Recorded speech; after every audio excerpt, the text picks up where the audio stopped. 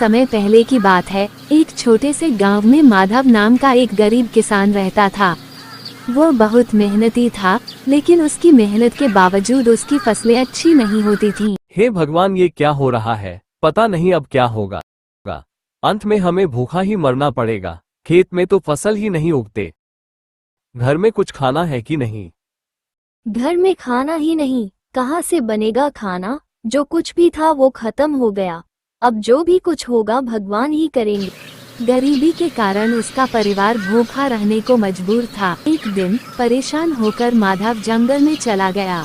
वो एक पेड़ के नीचे बैठकर रोने लगा। तभी एक साधु वहां आया और बोला, क्या हुआ बेटा, तुम यहाँ क्यों बैठे हो और रो क्यों रहे हो? तुम मुझे अपनी परेशानी बताओ, मैं तुम्हारी मदद कर सकता हूँ। क्या बताओ बाबा, बोलने के लिए कुछ है ही नहीं।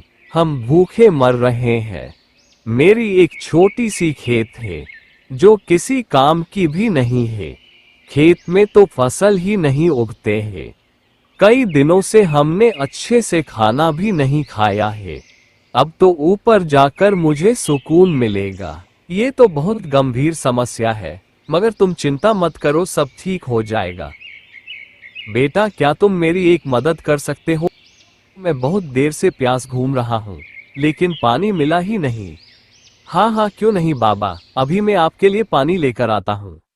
पानी लेने के लिए वह जाता है। कुछ दूर जाने के बाद उसे एक घड़ा मिलता है। वह घड़ा को लेकर तालाब की ओर जाता है। कुछ ही दूर पर उसे तालाब मिल जाता है और वह साधु बाबा के लिए पानी ले जाता है। पता नहीं मेरी समस्या कब खत्म होगी। बेटा, आज तुमने मुझे पानी पिलाकर मुझे खुश कर दिया, और मैंने तुम्हें कुछ देना चाहा। जिस घंटे से तुमने मुझे पानी पिलाया, हे बेटा, यही घड़ा मैं तुम्हें दे रहा हूँ। और ये कोई मामूली घड़ा नहीं, हे बेटा, ये एक जादू घड़ा है। इस पर तुम जो कुछ भी डालोगे वो 10 गुना होकर बाहर आएगा। लेकिन अगर तुम लालची करोगे तो इसका परिणाम उल्टा हो सकता है, जान भी जा सकती है। माधव खुशी खुशी घड़ा लेकर घर आया। अरे भाग्यवान, सुनती हो? अरे कहाँ चली गई? अरे जल्दी आओ, सुनती हो? अरे देखो मैं क्या लेकर आया हूँ। अरे क्या हो गया? क्यों पागलों की तरह चिल्ला रहे हो? और ये क्या फालतू घड़े को लेकर आ गए?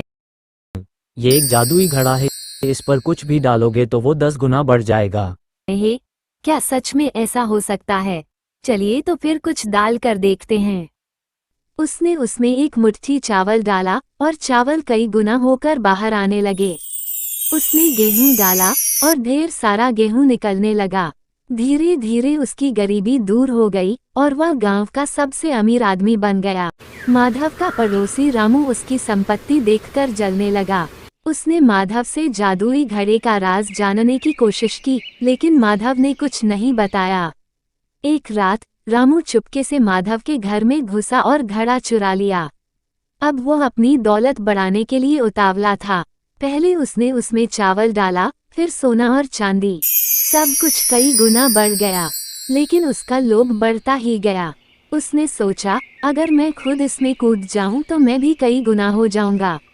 जैसे ही उसने ऐसा किया, घड़ा हिलने लगा और रामू को अंदर खींच लिया। कुछ ही पलों में वह गायब हो गया। घड़ा वापस साधारण मिट्टी के घड़े में बदल गया। जब माधव को इस घटना का पता चला तो वो समझ गया कि लालच का नतीजा कितना भयानक हो सकता है। उसने घड़े को एक गहरी नदी में फेंक दिया और संतोषी जीवन जीने लगा। इस कहानी से हमें ये सीख मिलती है कि हमें लालच नहीं करना चाहिए, वरना हम अपनी खुशियों से भी हाथ धो बैठते हैं।